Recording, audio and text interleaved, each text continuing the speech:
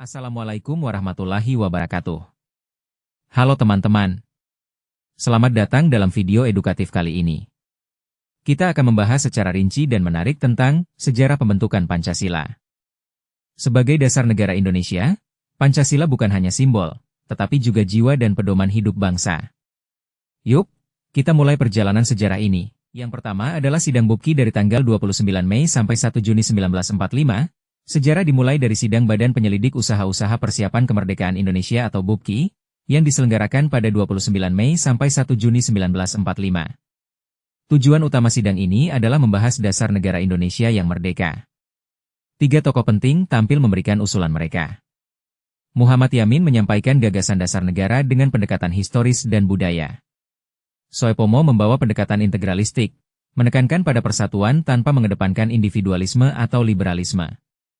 Dan tentu saja, Soekarno yang menyampaikan pidatonya pada tanggal 1 Juni 1945. Yang kedua adalah pidato Soekarno tanggal 1 Juni 1945.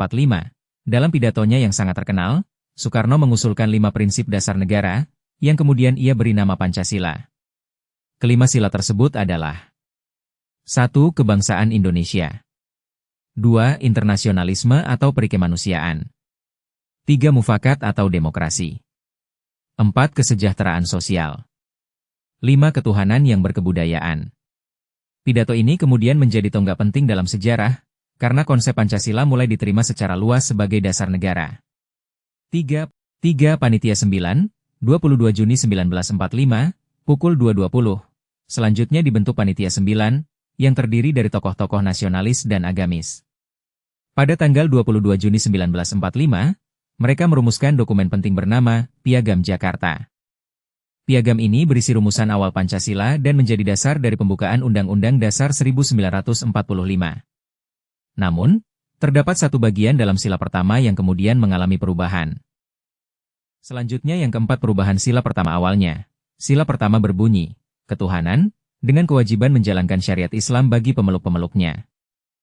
Namun, karena pertimbangan persatuan dan demi menjaga keutuhan bangsa, rumusan ini diubah menjadi ketuhanan yang Maha Esa.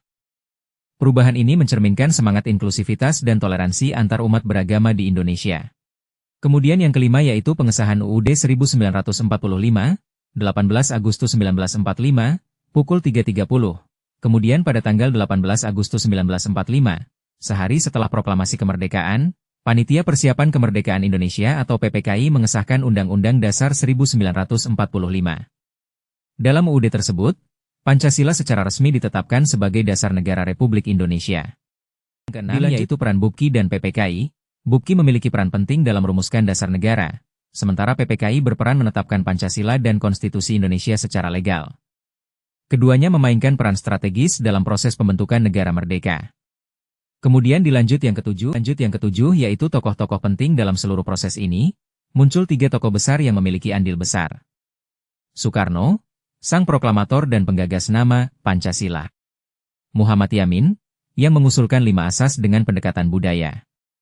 Soepomo, dengan pandangan integralistik yang menyatukan elemen-elemen negara. Terakhir yaitu makna Pancasila. Pancasila bukan hanya dasar negara, tetapi juga mencerminkan jati diri bangsa Indonesia. Pancasila adalah jiwa bangsa, falsafah hidup, dan nilai luhur yang menggambarkan keberagaman, toleransi, dan semangat persatuan dalam perbedaan. Jadi itulah rangkaian sejarah pembentukan Pancasila yang perlu kita ketahui dan pahami bersama. Semoga dengan memahami sejarah ini, kita bisa lebih menghargai perjuangan para pendiri bangsa, serta mengamalkan nilai-nilai Pancasila dalam kehidupan sehari-hari. Jangan lupa like dan share video ini agar semakin banyak yang tahu sejarah penting bangsa kita. Sekian yang bisa saya sampaikan, jika ada kesalahan atau keliruan yang tadi saya jelaskan mohon dimaafkan. Wassalamualaikum warahmatullahi wabarakatuh.